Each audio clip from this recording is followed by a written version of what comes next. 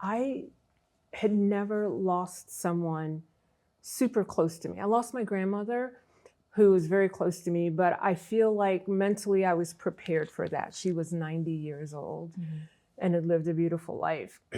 And subconsciously, you know, I prepare for my mother's passing, and she does as well. What will happen to her home? What will happen to other things? The thought of one of my children dying did not cross my mind. And so when Cheslie died, I really did not know what to do. My husband and I were on our way to New York, just based on her text message, thinking that we still had a chance to get to her, that she was not deceased, because we didn't get confirmation of that for a few hours. And when we landed in New York, you know, there was a point where we just thought, no, what do we do next? And this crushing feeling for me of, where even is she? And so I could not manage it physically or mentally. So my best girlfriend and another really good friend of mine who had flown up here packed me up and took me back home, which left my husband here with a friend of ours to deal with it. And even he was just left with, how do I get her cell phone? How do we get into her apartment? What's in her apartment? I think one of the hardest things that our family had to deal with was the fact that Cheslie was a public figure and had such a public death. And so there wasn't a moment for us to inhale and decide collectively as a family what we wanted to say, that she had passed, and people were coming at us full force. And managing that along with my grief felt like every day was an insurmountable wall. And how are we going to get over this wall today? We had to, you know, pick out a place to bury her. She considered herself, you know, from North Carolina, but she lived in New York, and we live in South Carolina. The thought of buying a burial plot, where would she want to be buried? These are conversations that we just had never had. We planned the funeral, but knew that there were other people who wanted to mourn.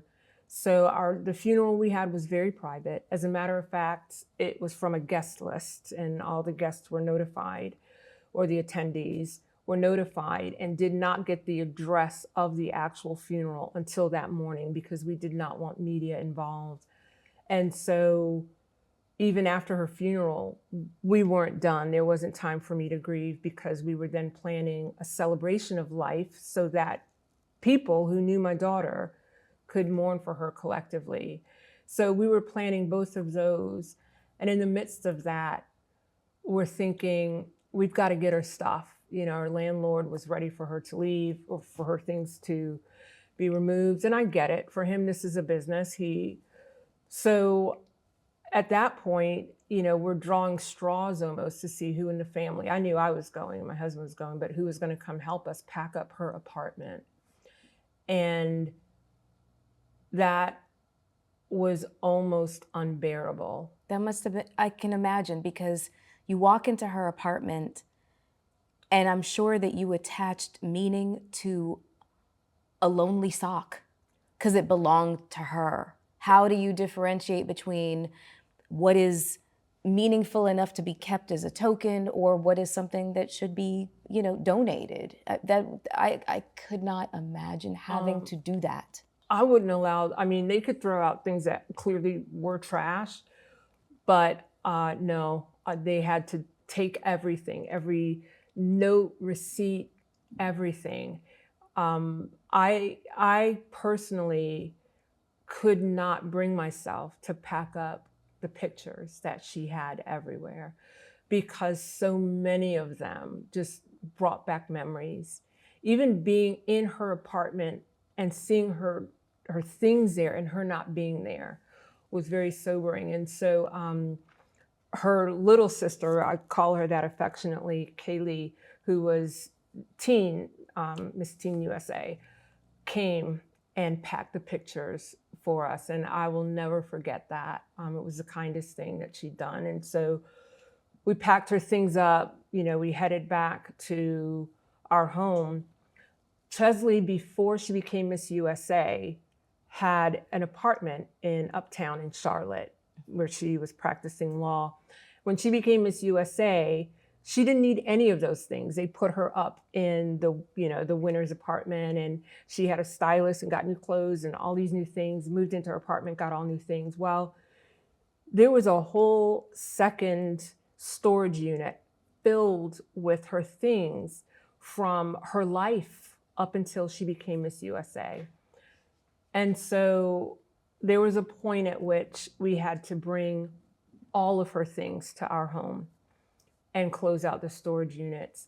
And that, I'm not even going to say it was therapeutic. If anything was going to break me, I knew it was going to be that. Every box was a memory, right down to the vest she wore as a brownie was in these things. And I would not allow my husband or anyone else to go through this process of sorting her things. I needed that to be with it, to remember, and to work on how I can be with these things, but somehow still move my life forward. I needed to go through that exercise.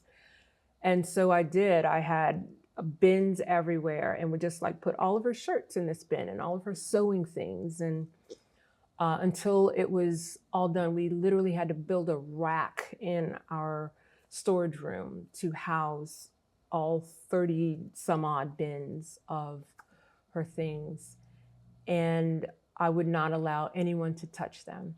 The first time we went through her things, myself and my oldest daughter, went through her clothing, was less than a month ago. And she needed some things for summer. And I'm like, this house is full of clothing. Please come take some of the things. And so, we were going through some of the bins together, and then we would come across something that would bring back a memory or...